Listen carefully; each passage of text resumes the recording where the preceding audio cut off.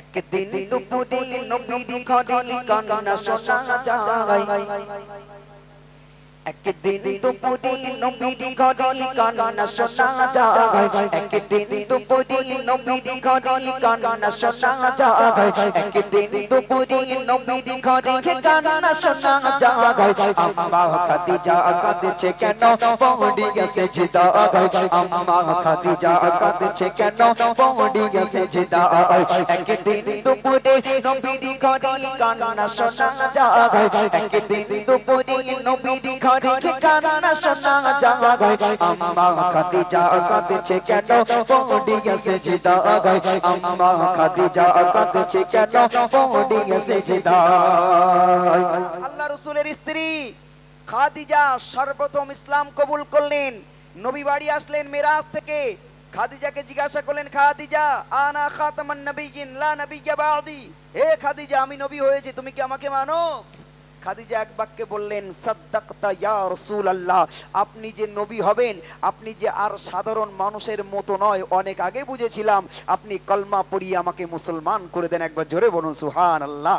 খাদিজা সেই খাদিজা যে খাদিজা প্রতিদিন আল্লাহ রাসূল হেরা গুহায় সাধনা করতেন, আর খাদিজা পাহাড় বেয়ে বেয়ে উঠে নবীর জন্য খানা নিয়ে যেতেন।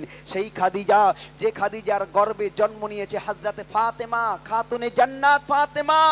সেই খাদিজা যে খাদিজার নাতনি হযরত ইমাম হাসান আর হুসাইন, যারা যুবকদের জান্নাতের ভিতরে সর্দার হবে।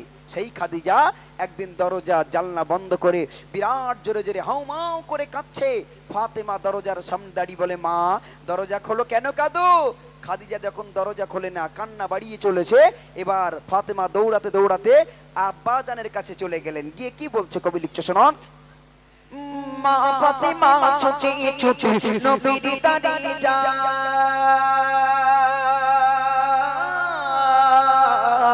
মা ফাতেমা ছুটি ছুটি নবীর দাঁড়িয়ে যায়। মা ফাতেমা ছুটি ছুটি নবীর দাঁড়িয়ে যায়। গিয়ে মায়ের দুঃখের কথা নবীকে শোনায়। সেই মায়ের দুঃখের কথা নবীকে শোনায়। দয়ার নবী ঘরে ফিরে দেখলো এই ঘায়। দয়ার নবী ঘরে ফিরে দেখলো এই ঘায়। সব দরজা জানলা বন্ধ, শত কান্না শোনা যায়। সব দরজা জানলা বন্ধ, শত কান্না শোনা যায়। নবী দয়াময়, নবী দয়াময় ভেবে না পাই কি কারণে গায়। নবী দয়াময় ভেবে না পাই কি কারণে গায়। আম্মা খাদিজা কাঁদছে কেন পড়িয়া সিজদায়। আম্মা খাদিজা কাঁদছে কেন পড়িয়া সিজদায়। একদিন দুপুরে নবীর ঘরে কান্না শোনা যায়। একদিন দুপুরে নবীর ঘরে কান্না শোনা যায়। আম্মা খাদিজা কাঁদছে কেন পড়িয়া সিজদায়। আম্মা খাদিজা কাঁদছে কেন পড়িয়া সিজদায়। দয়ার নবী তো জাহানের বাদশা, ছুটে ছুটে বাড়ি আসলেন। খাদিজা কাঁদছে, নবী আমার সইতে পারলেন না, বাড়ি আসলেন। এসে দরজায় টোকা দিয়ে বলে, খাদিজা রে, ও খাদিজা দরজা খুলে দাও। খাদিজা কাঁদো কেন? কি হয়েছে তোমার? তোমার কি কেউ অপমান করেছে, নাকি তোমার কেউ দুঃখ দিয়েছে? ও খাদিজা, আমি যে গরিব নবী, তোমাকে দুবেলা দুমুঠো ভালো খেতে দিতে পারি না, তোমাকে ভালো পোশাক পরিচ্ছদ কিনে দিতে পারি না, তাই খাদিজা তুমি কি আমার উপর রাগ করেছো? খাদিজা কোনো কথার উত্তর দেয় না, শুধু কান্না, শুধু কেঁদেই চলেছে, কান্না বাড়িয়ে চলেছে, জোরে জোরে কাঁদছে। নবী আবার ডাক দিলেন, খাদিজা ও খাদিজা, তোমার দোহাই লাগি দরজাটা খুলে দাও। খাদিজা, তোমাকে দেখতে যে বড় ইচ্ছা করছে, তুমি যে আমার জন্য অনেক কষ্ট সহ্য করেছো, তোমার কান্না আমি সহ্য করতে পারছি না, কান্না থামাও। খাদিজা কান্না থামায় না, কেঁদেই চলেছে। এবার নবী কি করছে কবি লিখছে শোনো। দয়ার নবী বলল এবার, ওগো খাদিজা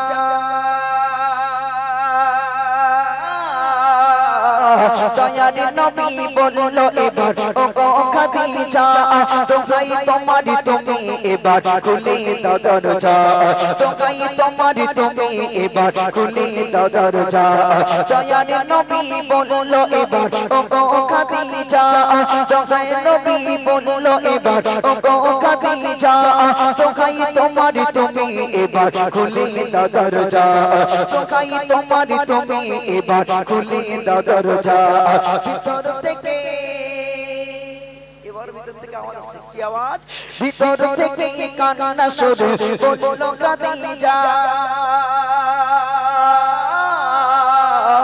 ভিতর থেকে কান্না শুরু বললো খাদিজা ভিতর থেকে কান্না শুরু বললো খাদিজা কিছু শর্ত আমার করলে বড় খুলিব দরজা কিছু শর্ত আমার করলে বড় খুলিব দরজা দয়ার নবী বলবে ও গো বিবি খাদিজা দয়ার নবী বলবে ও গো বিবি খাদিজা সব শর্ত পূরণ করব কথা দিলাম আজ তোমার সব শর্ত পূরণ করব কথা দিলাম আজ তোমার একদিন দুপুরে নবীর ঘরে কান্না শোনা যায় একদিন দুপুরে নবীর ঘরে কান্না শোনা যায় আম্মা খাদিজা কাঁদছে কেন পড়ে সেজদা আম্মা খাদিজা কাঁদছে কেন পড়ে সেজদা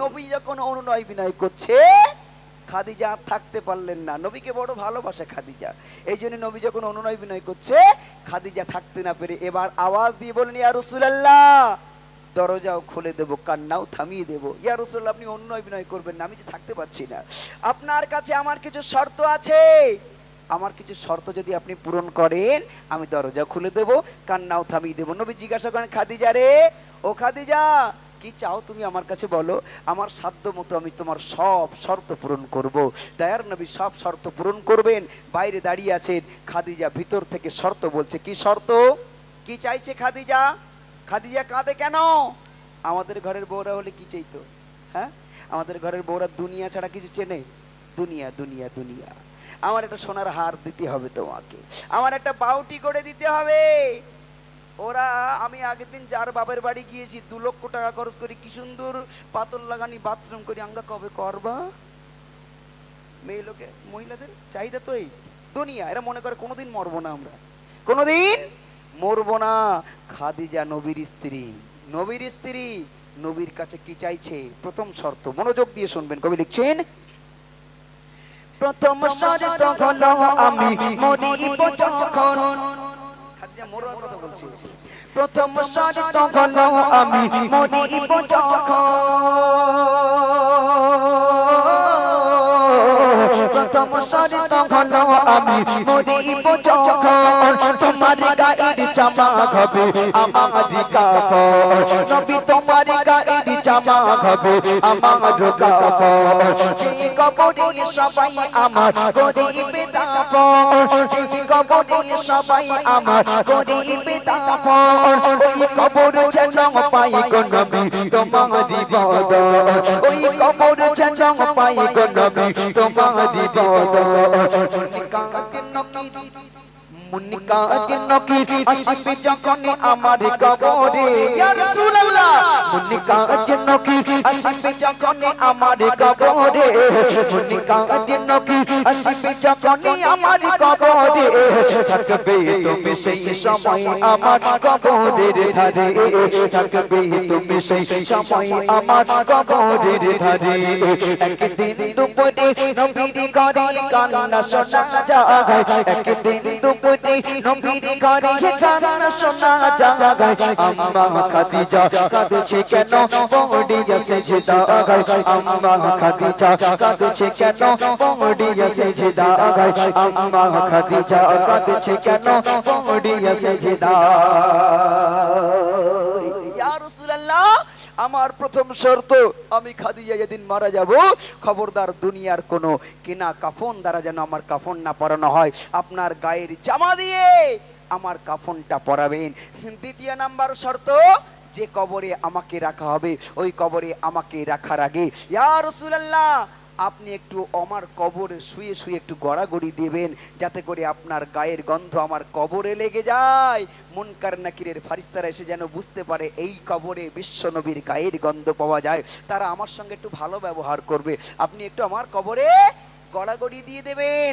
3 নম্বরের শর্ত, ইয়া রাসূলুল্লাহ, সবাই যখন আমাকে কবরস্থ করে যে যার বাড়ি চলে যাবে, আপনি যেন যাবেন না, আমার কবরের পাশে দাঁড়িয়ে থাকবেন। মুনকার নাকিরের ফারিস্তারা যখন আসবে, তাদের দেখে যেন আমি যদি আতঙ্কিত হয়ে যাই, তাদের দেখে যদি আমি ভয় পেয়ে যাই আর প্রশ্নের উত্তরগুলো যদি ভুলে যাই, আপনি একটু উপরে দাঁড়িয়ে দাঁড়িয়ে তালকিন করবেন, করে আমার প্রশ্নের উত্তরগুলো একটু বলে দেবেন। একবার জোরে বলুন সুবহানাল্লাহ।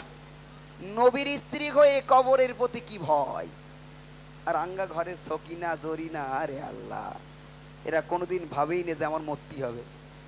বুড়ি হয়ে গেছে একেবারে 60-70 বছর, 100 বছর পূর্তি যায়, নাতির বিয়ে হয়ে মানে ছেলের বেঁধেছে, আবার ছেলের মেয়ের বেঁধেছে, তাও পোষাচ্ছে না। এখন বলতে ওর একটা মেয়ে রইয়ে অমুকের যদি একটু বিয়ে হয়ে যেত, একটু পোতার মুখ দেখি মরতে পারলি ভালো হইতো। মানে সব কত বাঁচতে চাই, কত বাঁচতে চাই, কবরের প্রতি ভয় নেই। বুড়ি মরে যাচ্ছে, বুড়ি মা মরে যাচ্ছে, তাও বলছে আমার 2 ছেলে, বড় ছেলে, মেজে ছেলে কি সুন্দর বাড়ি ঘর করেছে, ছোট ছেলেরা তোর যদি একটা ছাদ দেওয়া ঘর হইতো আমি একটু দেখতে মরতে পারতাম, তুই একটু লোন টোন নে, মাইনা নে, একটু ছাদটা দিয়ে নে।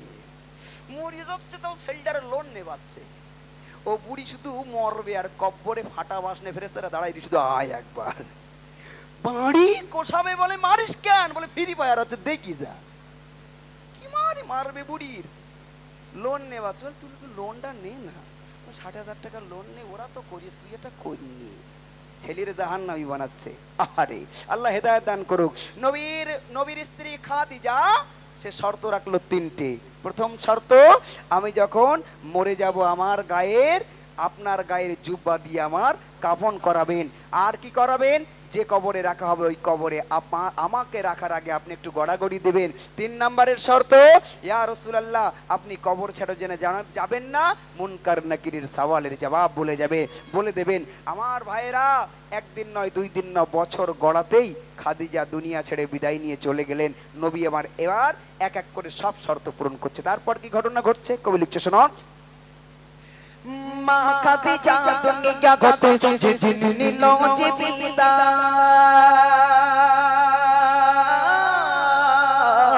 মা খাদিজা দুনিয়া গতে যেদিন নিল যে বিদায়, সব শর্ত পূরণ করলো আমার নবী দয়াময়, সব শর্ত পূরণ করলো আমার নবী দয়াময়, সব শর্ত পূরণ করলো আমার নবী দয়াময়। কবরের মাঝে মুনকা নকি, কবরের মাঝে মুনকা নকি, কবরের মাঝে মুনকা নকি, যে সওয়াল জবাব চায়, কবরের মাঝে মুনকা নকি, যে সওয়াল জবাব চায়, ওই আরশ হতে আল্লাহ তাআলা জবাব দিয়ে দেয়, ওই আরশ হতে আল্লাহ তাআলা জবাব দিয়ে দেয়। একটু জোরে বলো না সুবহানাল্লাহ, একটু জোরে বলা যায় না সুবহানাল্লাহ। নবী দাঁড়িয়ে আছেন, জিবরিল এসে বলে, ইয়া রাসূলুল্লাহ, আপনি দাঁড়িয়ে আছেন কেন? খাদিজার মায়া ছাড়তে পারছেন, বাড়ি চলে যান। বলে, আমি যে খাদিজাকে কথা দিয়েছিলাম মুনকার নাকিরের প্রশ্নের উত্তর বলে দেব। বলে, আপনি কি বলে দেবেন? খাদিজার মুনকার নাকিরের সওয়ালের জবাব তো অনেকক্ষণ আগে হয়ে গেছে। বলে, হলো কেমন করে? আমি তো দেখিনি। বলে, ফারিস্তারা যখন আসছিল আল্লাহ ডাক দিয়ে বলল, এই মুনকার, এই নাকির, তোরা আমার খাদিজা যে বড় ভীতু, কবরকে যে বড় ভয় পায়, তোরা আর নতুন করে ভয় দেখাস না খাদিজাকে। খাদিজা আমার কি পরিচয় দেবে? আমি খাদিজার পরিচয় দিচ্ছি, শোন। আমি আল্লাহ হলাম তার রব, আর খাদিজা হলো আমার প্রিয় বান্দি। একবার জোরে বলুন সুবহানাল্লাহ। ওকে তোরা ডিস্টার্ব করিস না, ওকে ঘুমাতে দে। আল্লাহ রসুলকে বললেন, ইয়া রাসূলুল্লাহ, আপনি বাড়ি চলে যান, কারণ খাদিজার মুনকার নাকিরের সওয়ালের জবাব স্বয়ং আল্লাহ দিয়ে দিয়েছেন। একবার জোরে বলুন সুবহানাল্লাহ। তাই শেষ কথায় প্রিয় কবি কি লিখছে, শুনুন। কবরের মাঝে মন কাঁদে নকি যে সওয়াল জবাব চায় কবরের মাঝে মন কাঁদে নকি যে সওয়াল জবাব চায় ওই আরশ হতে আল্লাহ তাআলা জবাব দিয়ে দেয় ওই আরশ হতে আল্লাহ তাআলা জবাব দিয়ে দেয় ওই আরশ হতে আল্লাহ তাআলা জবাব দিয়ে দেয় সাইফুদ্দিন নামে নেই করো সেই কবরের ভয় সাইফুদ্দিন নামে নেই করো সেই কবরের ভয় যে কবরের মাঝে আমল ছাড়া কোনো উপায় না যে কবরের মাঝে আমল ছাড়া কোনো উপায় না একদিন দুপুরে নবীর ঘরে কান্না শোনা যায় একদিন দুপুরে নবীর ঘরে কান্না শোনা যায় আম্মা খাদিজা কাঁদছে কেন পড়িয়া সেজদায় আম্মা খাদিজা কাঁদছে কেন পড়িয়া সেজদায় আম্মা খাদিজা কাঁদছে কেন পড়িয়া সেজদায়